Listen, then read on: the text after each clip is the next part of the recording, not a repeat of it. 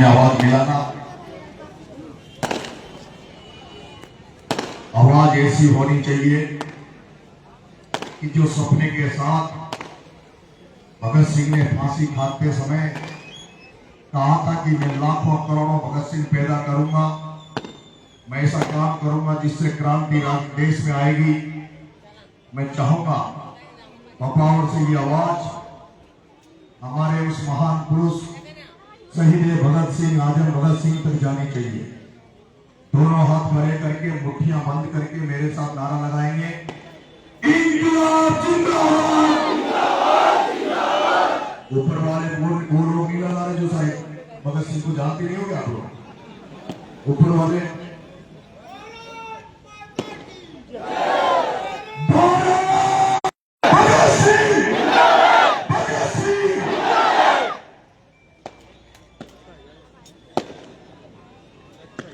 Papaver कस्बे के सभी व्यापारीगण, बुजुर्ग, युवा साथी, छात्र साथी, माताएं, बहनें और आसपास के गांवों से नंगे पैदल आपके यहाँ झालावाड़ मनोर थाना से निकलकर छिपा बड़ौद होते हुए, अक्टूबर विधानसभा में होते हुए, आप सांगोद में होते हुए, आने वाले समय में लाडपुरा कोटा होते हुए, बूंदी केशुराय पाटन होते हुए, सवाई माधोपुर, करौली, तोरसा, समराव का आना है। यहाँ पे चुनाव का बहिष्कार कर रखा है। मेरी इच्छा थी कि चुनाव के दिन 300 बूथ देवली बुनियारा में थे, मैं प्रत्येक बूथ पर जाकर वोट मांगू। जो वहां पे बूथ पे लोग बैठे थे, जो वोटर थे, कार्यालय 95 किलोमीटर 80 किलोमीटर पड़ता है, हमारा बुनियारा 15 किलोमीटर पड़ता है। हमारा रोज एसडीएम कार्यालय में काम पड़ता है, कभी बच्चों का सर्टिफिकेट बनाना हो, कभी रेवेन्यू का काम हो, तहसील का काम हो, किसी भी कई सारे काम एसडीएम से पड़ते हैं, और जिसमें हम लोगों को कि कम से कम आज आके वो लिखित में हमारा ज्ञापन ले ले, हमें आश्वस्त कर दे, तो हम लोग बहिष्कार बंद कर दें। मैं जब गया तो जिला कलेक्टर ने वहां आदेश, जिला कलेक्टर से मेरी बात हुई, वो सब तो आपने देख लिए होंगे, बहुत सारे सोशल मीडिया पे वो चला था, बहुत लंबा चला था, साथ बोलने का मौका मिला। आपने वो भी देखा होगा सोशल मीडिया पे, चैनलों पे, कि मैंने जेल में जब गया, जेल में जो हालात मैंने बंदियों की देखी, जो राशन सरकार देती है उस राशन में कटौती की जा रही थी, बंदियों को पूरा राशन दिया नहीं जा रहा था, बंदियों को ऐसा खाना दिया जा रहा था जिसको कुत्ते भी एक बार तो छोड़ दे, कुत्ते भी नहीं खाए, ऐसा खाना वहां बंदियों को दिया जा रहा था। मैं जब जेल में गया तो मेरे लिए वीआईपी व्यवस्था थी, सब्जी अलग बनती थी, रोटी अलग मिलती थी, मुझे बेरिक अच्छा मिला हुआ था, मेरे साथ ज्यादा भीड़ भाड़ नहीं था। लेकिन जब मैंने 5-7 दिन बाद में देखा कि जिस स्ट्रॉन्ग जेल में 400 बंदी रहते हैं, वो 400 बंदी जो सब्जी खाते हैं, दाल में दाल नहीं दिखती, सब्जी में मिर्ची नहीं है, सब्जी में मसाले नहीं है, तेल नहीं है, रोटियां जली हुई है। मैंने कहा मेरे 400 बंदी जो खाना खाते हैं, नरेश मीणा भी वही खाना खाएगा, नरेश मीणा अलग से सब्जी नहीं खाएगा, नरेश मीणा अलग से नहीं रहेगा, नरेश मीणा वही खाना खाएगा जो 400 बंदी खाएगा। फिर शुरू में मैंने सोचा कि जेल में ऊपर का जो सरकार वो इतना ही माल देती होगी, लेकिन मुझे 5-7 दिन बाद में पूरी, जब मैं जेल को समझ गया, पूरी जेल में घूमने लगा, और जब पूरी जेल को समझ गया तो मुझे पता लगा कि 100 बंदियों पे एक दिन का 200 रुपए का राशन आता है, एक बंदी का 200 रुपए का राशन आता है, एक बंदी का। 400 बंदी जब 80,000 रुपए राशन खा रहे थे, 30 दिन का जो राशन बंदियों को मिलता था, उसमें 20 दिन के राशन को 30 दिन कर दिया जाता था, 10 दिन का राशन तो पूरे के पूरे तो खा जाते थे, और जो वीआईपी सब्जी हमारे लिए अलग से आती है। फिर बूंदी आ गया, बूंदी में जो हुए हालात, वहां भी थाली फेंकी, जो थाली आई उसको फेंकी। मैं पूछूं भाई मैं कोई बड़ा बन गया क्या, चक्कर है क्या, लफड़ा है, इतनी पुलिस कैसे लगाते हो तुम मेरे साहब? माइक डर से ऊपर कोई खतरा हो जाओ, हमें डर है कि कि कहीं आपके ऊपर कोई हमला नहीं हो जाए, किसी तरह की अनहोनी नहीं हो जाए। जब आपने समरावता में जब गिरफ्तारी हुई, उसके बाद जब गाड़ियों में आग लगा दी गई, जब पुलिस की गाड़ियां तोड़ दी गई, अगर आप पे हमला हो गया तो सरकार का क्या होगा? फिर अगर आप पे हमला हो गया तो सरकार का क्या होगा? इसलिए आपके लिए लगा है। जब वो सिपाही, जब मैं बात करता था, वो सिपाही जो जाते थे पुलिस की गाड़ियों में, वो कहते थे कि भाई साहब, जब से आप इस जेल में गए हो, जेलों में जो बंदी हमारे साथ जो तारीखों पर जाते हैं, वो बंदी हमसे ये कहते हैं कि हे भगवान, नरेश मीणा जैसा नेता हर जेल में बंद रहना चाहिए, ताकि बंदियों के सारे कष्ट दूर हो जाए, सारे बंदियों का कष्ट दूर हो जाए। मैं अब जेल से बाहर आ गया, लेकिन मैं जेल में उन बंदियों से कह के आया हूं कि अभी तो मैं 2 जेलों की मैंने व्यवस्था सुधारी है, और भगवान करेगा लोगों का आशीर्वाद मिल जाएगा, जनता का आशीर्वाद मिल जाएगा, तो राजस्थान की पूरी जेलों की व्यवस्था ठीक कराने का काम नरेश मीणा करेगा। इसके साथ साथ ही मैं लंबा बोल सकता हूं पूरा, कोई दिक्कत तो नहीं है तेरे मुझे? हाँ जी, हाँ, देखो ऐसा है, ये जन क्रांति यात्रा में आपने पहली बार देखा होगा, ना कोई माला है, ना कोई सापा है। ये नेता नागड़ा आवचा, वोट मांगवा, 1 घंटों तो फलाना पटेल आ जा, फलाना सरपंच आ जा, फलाना ये आ जा, फलाना वो आ जा। बेचारी जनता तो भाषण सुनवा आवचे, जनता तो बाता सुनवा आवचे, 1 घंटों तो नेता उम्र निकाल देते। हमारे यहाँ ये नहीं है। मैं नंगे पैर चल रहा हूँ, साफ साफ कह दिया, कोई माला अलाउ नहीं है, कोई सापा अलाउ नहीं है। मंच पे हमें केवल कुछ ऐसे लोग जो जनता जिनसे प्रेरित हो, जनता जिनसे प्रेरणा ले, ऐसे लोग बोले। आदरणीय प्रमुख साहब ने आपको बताया। उसके बाद मेरे भाइयों, वहां एक सिपाहियों की भी समस्या थी, उसको भी मैं दूर करूंगा। एक दिन 26 जनवरी को डिस्ट्रिक्ट जज साहब जेल में आते हैं, मुझे बोलने का मौका दिया। जब मैं आदरणीय डीजे साहब टोंक के जो डिस्ट्रिक्ट जज थे, उनके सामने जब मुझे बोलने का मौका दिया, तो मैंने उस दिन कहा था कि आदरणीय जज साहब, मैंने गलती तो की है, लेकिन जो मैंने गलती की है उसकी सजा जो बनती है वो मुझे दे दो, लेकिन उससे ज्यादा सजा जो आप दे रहे हो, उससे तो न्यायपालिका पे एक बहुत बड़ा प्रश्न चिन्ह लग जाएगा। न्यायपालिका पे इतना बड़ा प्रश्न चिन्ह लगेगा, क्योंकि न्यायपालिका तो उसी दिन बदनाम हो गई जब हाई कोर्ट के जज के घर में करोड़ों रुपए मिलते हैं, और उस जज का इस देश में कोई इलाज नहीं होता। उस न्यायपालिका में जब भ्रष्टाचार घुस जाता है, न्यायपालिका में बैठे जज से भ्रष्टाचार करने लग जाता है, तो किसी की दम नहीं है जो उसके खिलाफ बोले। कोई भी दम नहीं है जो जजों के खिलाफ बोले। मैं 8 महीने रहा, घर वाले भी मिलने जाते थे और लोग भी मिलने जाते थे। आंदोलन की रूपरेखा बनी, सब कुछ हुआ, सब कुछ तय हुआ। आप सबको पता है 25 फरवरी को राजस्थान विधानसभा का घेराव था। राजस्थान की आईबी ने रिपोर्ट पेश करी कि 4.5 लाख लोग जयपुर में आ रहे, 4.5 लाख लोग विधानसभा को घेरेंगे, और वो भी जब नरेश मीणा के समर्थक आ रहे, जो नरेश मीणा की जो स्टाइल है काम करने की, नरेश मीणा के समर्थक भी नरेश मीणा के जैसे हैं। अगर 4.5 लाख लोग अगर जयपुर में आ गए तो चक्का जाम हो जाएगा, सरकारें अस्त व्यस्त हो जाएगी, तख्ते पलट हो जाएंगे, सरकार का बचा नहीं पाएगी, सरकार संभाल नहीं पाएगी, और कोई बड़ा जनसंहार हो सकता है, बड़ा जनहानि हो सकती है। उसके बाद राजीनामा हुआ, समझौता होने के बाद में मैं जब छूटने का समय आ रहा था, तो मेरे जितने भी मिलने वाले जाते थे, मेरे को दुख इस बात का होता है, मेरे जितने भी मिलने वाले जाते थे और अभी भी मेरे से कई हालती में मिलते हैं, वो मेरे से कहते हैं भाई साहब तब तो आप नहीं मिले, फिर मुद्दे हो गए। भाई तो पक्का अपने मेले में जाऊंगा, भाई साहब अब तो पक्का अपने पद मिल जाओगे।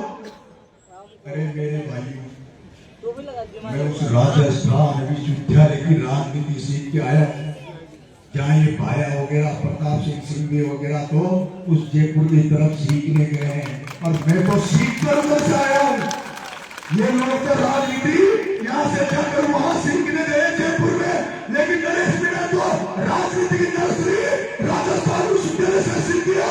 राजस्थान की राजनीति, राजधानी से राजनीति सीख कर आया हूँ, जयपुर से राजनीति सीख के आया हूँ, और ऐसी राजनीति सीख के आया हूँ उस सारे नेताओं को चक्कर की तरफ घुमा दूंगा, चक्कर की तरफ।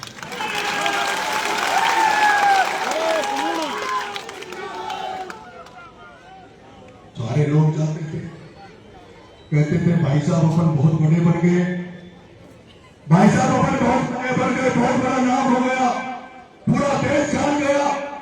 अब आप बाहर आओ तो बिल्कुल शांत रहना, गुस्से में काबू रखना, आप अपने तेवर और तरीके को थोड़ा ढीला करना, नरम करना।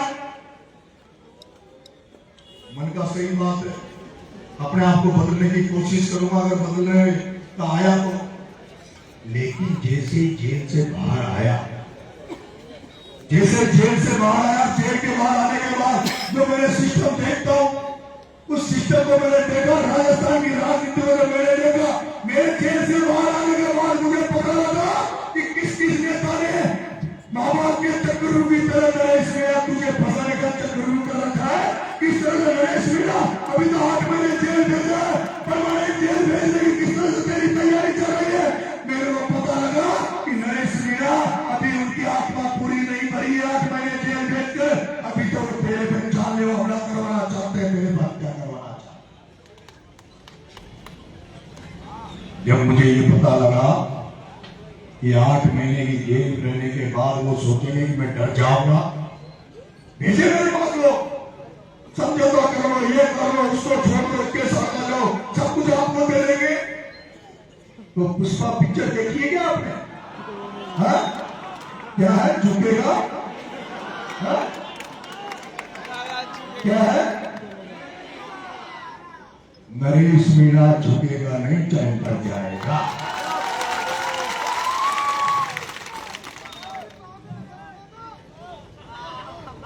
मैंने एक दिन अचानक से बाबा खाटू के दरबार में ढोक लेने के बाद, पर मेरे को ऐसा लगता है कि जिस तरह का संग्राम में कांड हुआ था, उस दिन जिस तरह का कांड हुआ था, गोलियां चल रही थी, बंदूकें चल रही थी, तो वो गोले जो गैस के गोले होते हैं, जो मिर्ची बम होते हैं, वो फेंके जा रहे थे। रात को 3 बजे हमारे पास खबर आई कि एक माँ और 2 बच्चे इस घटनाक्रम में एक्सपायर हो गए। लेकिन इस बाबा खाटू श्याम की कृपा रही कि उस दिन भी कोई जनहानि नहीं हुई। 8 महीने जेल में रहने के बाद भी मैं सेफ बाहर निकल के आ गया, और अभी अचानक जेल से बाहर आने के बाद रात में अचानक दिमाग में चीज आई कि कोटोना जो अभी मुद्दे, ऐसे मुद्दे जिनको अन्ना हजारे सही नहीं कर पाया, जिनको कांग्रेस कभी सही नहीं कर पाई, जिनको नरेंद्र मोदी सही नहीं कर पाया, नरेश जो भगत सिंह ने सपना देखा था, वो सपना अधूरा पड़ा है। उस सपने के लिए नरेश तुझे लड़ना चाहिए, तुझे सड़क पर निकलना चाहिए, और नरेश को तू जब निकलेगा तो मैंने ये किताबें बहुत, इस बार जेल गया तो ये भगवान उनको धन्यवाद देना चाहता हूँ जिन्होंने जेल भेजा, उनको धन्यवाद देना चाहता हूँ जिन्होंने जेल भेजा। और मेरे को कह रहा था, मेरे घर वालों ने कहा, अरे मुझे अभी मत छुड़ाओ, बाहर काम भी नहीं है, अभी तो चुनाव भी 2.5 साल बाद में, 5 साल बाद में चुना लीजिए, और उसको आवाज जनता और भावना बढ़वा दो, अरे बाहर आओगे बेगल में क्या होगा। लेकिन यहाँ बेगल छुड़ा ली, यहाँ बेग जल्दी वाली कर दी। मैं जब वहां सोच रहा था, मेरे भाइयों, मेरे युवा प्यारे भाइयों, किसान भाइयों, भगत सिंह ने हंसते हंसते इस देश की आजादी के लिए फांसी का फंदा अपने गले में डाल लिया था। महाराणा प्रताप ने राजपाट, गढ़, किले, हाथी, घोड़े, सैनिकों को सबको छोड़कर केवल अतीत को स्वीकार नहीं की, इसलिए गढ़, किले सब छोड़कर जंगल में घास की रोटी महाराणा प्रताप ने खाई। झांसी की रानी ने सब कुछ छोड़कर अंग्रेजों करते अपने प्राण न्यौछावर कर दिए। आज वो जहां कहीं भी होंगे, जिस भारत के लिए लड़े हो, इस देश के लिए लड़े हो, वो क्या सोच रहे होंगे कि उन्होंने क्या इस देश के लिए, आज जो देश बना हुआ, जिस तरह देश में हालात हो गए, क्या इस देश में इस हालातों के लिए उन्होंने क्या अपनी कुर्बानियां दी थी क्या? मैं पूछना चाहता हूँ, भगत सिंह ने नारा दिया था, भगत सिंह का इतने संकल्प थपना था कि भारत देश धर्मनिरपेक्ष होना चाहिए, भारत देश समाजवाद होना भारत में चाहिए, भ्रष्टाचार नहीं होना चाहिए, चारों तरफ सब लोगों को न्याय होना चाहिए। मैं पूछना चाहता हूँ, ये जो जन क्रांति यात्रा में निकाल रहा हूँ, 11 मुद्दों के साथ निकाल रहा हूँ, वो जो मिलावटखोर जो तुम्हें रोज कैंसर परोस रहे, तुम्हें हार्ट अटैक परोस रहे, जो मिठाइयों में जहर मिला रहे, जो दूध में जहर मिला रहे, जो सब्जियों में जहर मिला रहे, जो खाद बीज में जहर मिला रहे, आज हमें दुख होता है। मेरे गांव में भी चले जाओ तो गांव में भी अगर पड़ोसी के घर से घी लोगे तो वहां भी शक होता है कि ये घी असली है कि नहीं है, शक होता है कि ये घी असली है कि नहीं है। गांव में चले जाओ, कोई साफा वाला आदमी मिलता नहीं है, 70 साल से बुजुर्ग कोई दिखता नहीं है, क्योंकि लकवा आ रहा है, कैंसर आ रहा है, आपके क्या नाम से हार्ट अटैक, बच्चों छोटे बच्चों के हार्ट अटैक आ गया। ये क्यों हो रहा है? क्योंकि खाद्य पदार्थों में मिलावट का दौर चल रहा है। उस मिलावट की वजह से आज हर घर में बीमारी हर व्यक्ति दिख रहा है। दूसरा, नशा। मैं इस राजस्थान को नशा मुक्त बनाना चाहता हूं। नशा इसमें भी आपके यहाँ बपौर में भी होंगे, वो नशेड़ी जो नशा करते हैं, पहले खुद के शरीर को खत्म करते हैं, फिर परिवार को खत्म करते हैं, और जब परिवार से खुद से उनके नशे की पूर्ति नहीं होती तब वो आसपास चोरियां करते, चकारियां करते, आसपास के वातावरण को गंदा करते, रात में लोगों को, सोते हुए लोगों को मार देते, एक पुलिस स्नेक के चक्कर में हत्या कर देते, एक पुलिस स्नेक के चक्कर में हत्या। मैं कहना चाहता हूँ, लेकिन वो जो स्नेक ने जिनको नशा लग गया उनकी उतनी बड़ी गलती नहीं है, लेकिन इस बपौर में भी जो स्नेक पी रहे, कोई तो पूरी बेच रहा होगा यार, कोई तो पी की पूरी का धंधा कर रहा होगा। मैं पूछना चाहता हूँ कि यहाँ के थानेदार को ये पता नहीं है कि कौन पूरियां बेच रहा है? क्या यहाँ पता नहीं कौन पूरियां बेच रहा है? अगर बपौर में कोई पूरी नहीं बेचेगा, सांगों में पूरी नहीं बेचेगा, गाँव में पूरी नहीं बेचेगा, बाहर में पूरी नहीं बेचेगा, तो पूरी ये पीने वाला लाएगा कहां से? ये पूरी लाएगा कहां से? और जब इसलिए मैंने दूसरी मांग मेरी है कि राजस्थान को नशा मुक्त करूं, लेकिन सरकारों के भरोसे तो छोड़ने वाला नहीं है। ना अशोक गहलोत की कांग्रेस की सरकार ने कुछ हुआ, ना बीजेपी की सरकार ने कुछ होने वाला है। पंजाब में नशा जिस तरह से फैल गया था, पंजाब में जिस तरह कैंसर के मरीज आ रहे थे, पंजाब में ट्रेनें कैंसर की ट्रेनें भरवा के राजस्थान में आती थी, और आज राजस्थान में भी हर गांव में हर 2-4 घर छोड़कर कैंसर घुस गया, हर 2-4 घर में कैंसर घुस गया। उस कैंसर का इनका कारण केवल ये नशा है। मैं आपसे कहना चाहता हूँ, बपौर के व्यापारियों, बपौर के किसानों, बपौर के जनप्रतिनिधियों, मैं कहना चाहता हूँ, अगर आज आप तय करो, कसम खा लो, यहाँ के थानेदार से कह दो कि थानेदार अगर कोई ने पूरी बेचता मिल गया, पता लग गया कि फलाना आदमी इसमें बेचता है, वो इसमें बेचने वाला अपने परिवार को पालने के लिए, अपने बच्चों को पालने के लिए हजारों परिवारों को खून कर रहा है, हजारों परिवारों को बर्बाद कर रहा है। ऐसा जो इसमें बेचता है, नशा बेचता है, ऐसे नशा बेचने वाले सौदागर को जेल में डलवा देना चाहिए, और जब तक जमानत उसकी कभी जमानत नहीं करवानी चाहिए, उसको जेल में पड़े रखो। इसलिए मैं जन क्रांति निकाल रहा हूं कि राजस्थान नशा मुक्त। 8 बजे के बाद सरकार का रवैया की शराब की दुकानें नहीं खुलेगी, लेकिन मेरे को लगता है कि 8 बजे के बाद ही दुकानें चालू होती है। आज सरकार का नियम है कि शराब की दुकानें 8 बजे के बाद नहीं खुलनी चाहिए, लेकिन मुझे तो ऐसा लगता है कि दारू की दुकानें 8 बजे के बाद खुलती है। आप जितने भी इस रोड पे क्या बोलते हैं ढाबे, उन ढाबों में चले जाओ, उन सारे ढाबों पे अभी भी चले जाओ तो बियर मिल जाएगी, बोतल मिल जाएगी, 2 बजे ले लो, 3 बजे ले लो, रात को फिर वो लोग पी के, और फिर दारू पीने के बाद आदमी पहुंच रहता नहीं है। मेरी माताएं बहनें परेशान है दारू से। दारू अगर बपौर में मिले, छोटे प्रमाण में एक क्वार्टर पी के आदमी सो जाएगा, दूसरा क्वार्टर लेने के लिए उसको 2 किलोमीटर 3 किलोमीटर आना पड़ेगा, उसको हो सकता है 3 किलोमीटर नहीं चल पाए। लेकिन जब गांव में मिल जाती दारू तो गांव में मिलने वाला क्वार्टर पीता, फिर क्वार्टर थोड़ी कम होती है, दूसरा ले आता, तीसरा ले आता। इस वजह से हमारा समाज बर्बाद हो रहा है। इसलिए जन जागृति आंदोलन, जन क्रांति आंदोलन, इसके माध्यम से जनता को भी जगाना चाहता हूँ और सरकारों को भी जगाना चाहता हूँ। इसलिए मेरे मुद्दे है, भ्रष्टाचार खत्म हो। भ्रष्टाचार खत्म कैसे हो मेरे भाइयों? ये जो थाने बने हुए हैं, ये जो तहसीलें बनी हुई है, एसडीएम बना हुआ है, अगर जो तहसील जो जनता के तनाव करके इस काम के लिए बना है, जो थाना आम जन को न्याय दिलाने के लिए बना है, और अगर उस थाने के अंदर थानेदार आम जन से पैसा लेकर उसके साथ काम करता हो तो उस थाने में आग लगा देनी चाहिए। वो थाना कोई काम कर रही है, वो थाना कोई काम कर रही है। जिस थाने को आम जन की मदद के लिए बनाया है, जिस थाने को कमजोर गरीब की रक्षा के लिए बनाया है, अगर वो थाना गरीब और कमजोर की रक्षा नहीं कर पाए और थाना बड़े लोगों की अधिकारियों की बात माने तो उस थाने को आग लगा देना चाहिए। उस थाने का रहने का कोई मतलब नहीं। मैं और कहता हूं, तहसील में जाओ, अगर तहसील आप देखा तहसीलदार भ्रष्टाचार कर रहा है, तहसीलदार पैसे खाता है, पैसे लेता है, तो फिर उस तहसील का मतलब क्या है? जिस तहसील में बिना पैसे के काम नहीं होता। और मैं आपसे कहना चाहता हूं, एक भी आदमी ऐसा नहीं होगा, एक भी आदमी ऐसा नहीं होगा जो ये कह दे कि मैंने बिना एक पूरी टाइम में एक बार रिश्वत नहीं दी होगी।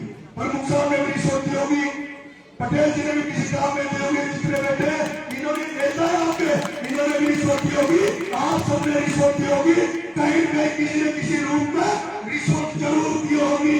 क्योंकि हमने तो समझौता कर लिया, हमने तो ये मान लिया बिना पैसे दिए तो काम होगा ही नहीं। हमने तो ये मान लिया अगर 151 का मुकदमा हो गया, 20 कांस्टेबल गांव में आ गया तो हम तो करके सुबह भाग के जाएंगे।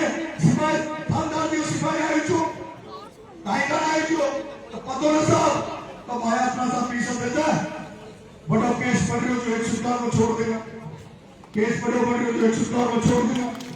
307 को केस होगो, 307 को केस होगो तो रेट बढ़ जाओगी, फीसा दे देगा तो 307 को 323 में बदल देगा।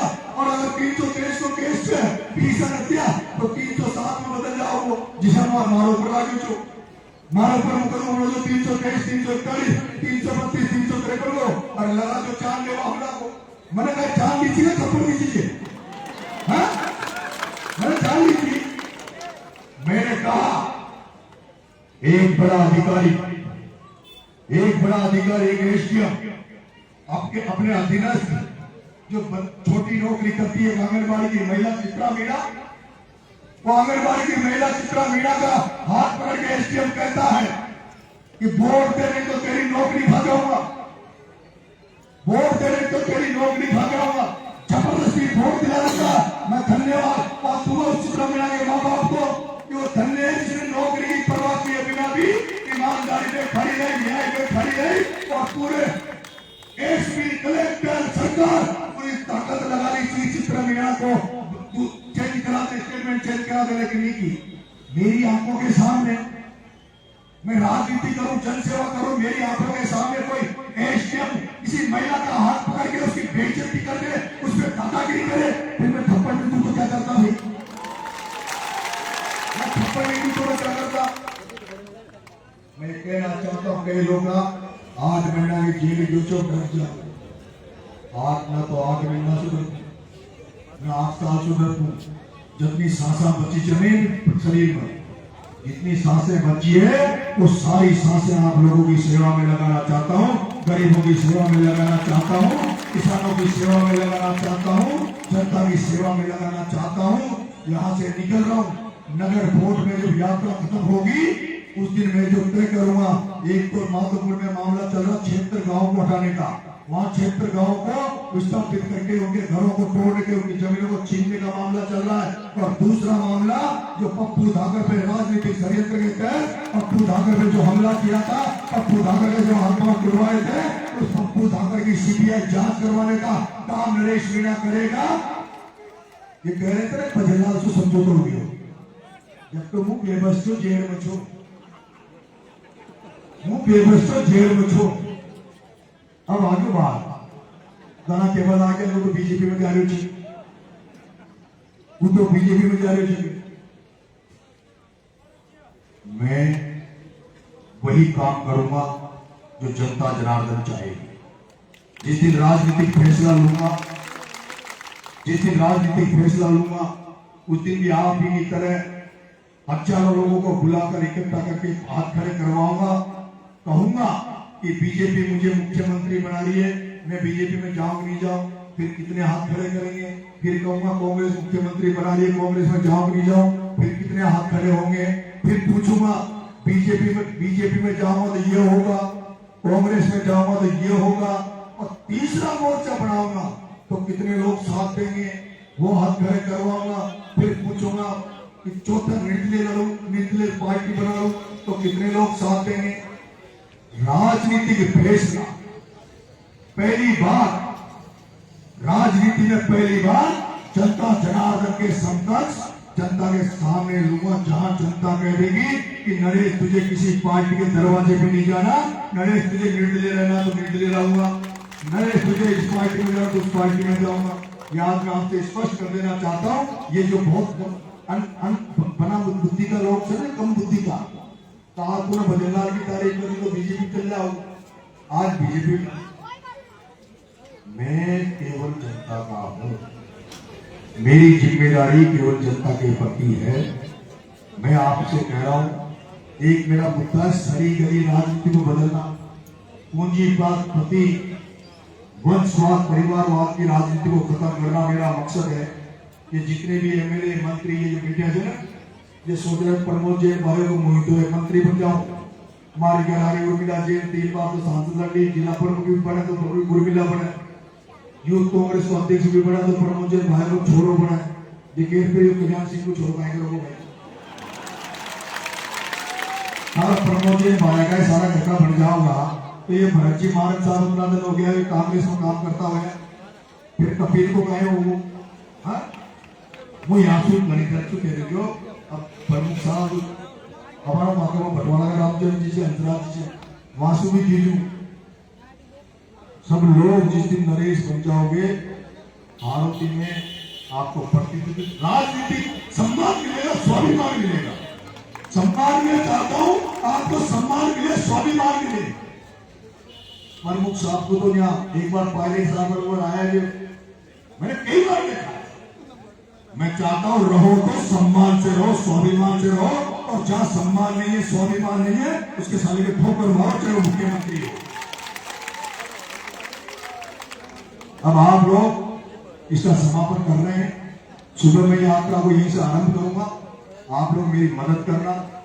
मैं आपको एक गारंटी दे रहा हूं कि कुछ बदले कि नहीं बदले, आरोपी का सिस्टम बदल दूंगा, व्यवस्थाएं बदल दूंगा, भ्रष्टाचार को खत्म कर दूंगा, यहाँ की राजनीतिक परिस्थितियों को बदल दूंगा। यहाँ जो चोर नेता होंगे, चोर नेता हो गए, उनको निपटा दूंगा। और ये सांगोर विधानसभा जगह सांगोर एमएलए मुझे हीरा नागर ऊर्जा मंत्री, वही ऊर्जा मंत्री जो मेरे को आगे गया कह लिया, वही है हीरालाल जी बैठी कर नहीं। मैं उन हीरालाल जी नागर साहब से कहना चाहता हूं, हीरालाल जी मैं तो इलाहाबाद में जाता, पहली उठाता जो वंशज से पप्पू धाकर, आप हीरालाल जी नागर, हीरालाल जी का कोई समर्थक हो, कोई सपोर्ट हो, क्योंकि हजारों लोग हैं मेरे को समर्थन दे रहे, सब लोग आए, बीजेपी के आए, कांग्रेस के भी आए, सब लोग आए, क्योंकि मैं तो जनता की लड़ाई लड़ रहा हूँ, निष्पक्ष होकर लड़ाई लड़ रहा हूँ। मुझे जिस तरह से आपका समर्थन मिल रहा, चाहे कांग्रेस का चांद भी है उसकी भी मैं तारीफ करता हूँ, बीजेपी का चांद भी है उसकी भी मैं तारीफ करता हूँ।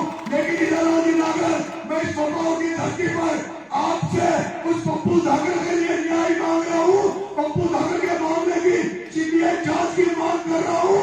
हीरालाल जी नागर, आपके धाकर समाज का बेटा घाट पे पड़ा हुआ है, उसको प्रताप सिंह सिंघवी ने 50 लाख की सुपारी देकर उसके हाथ पांव छुड़वा दिया। अगर हीरालाल जी नागर आप उस पप्पू धाकर को न्याय नहीं दिला पाए, पप्पू धाकर को सीबीआई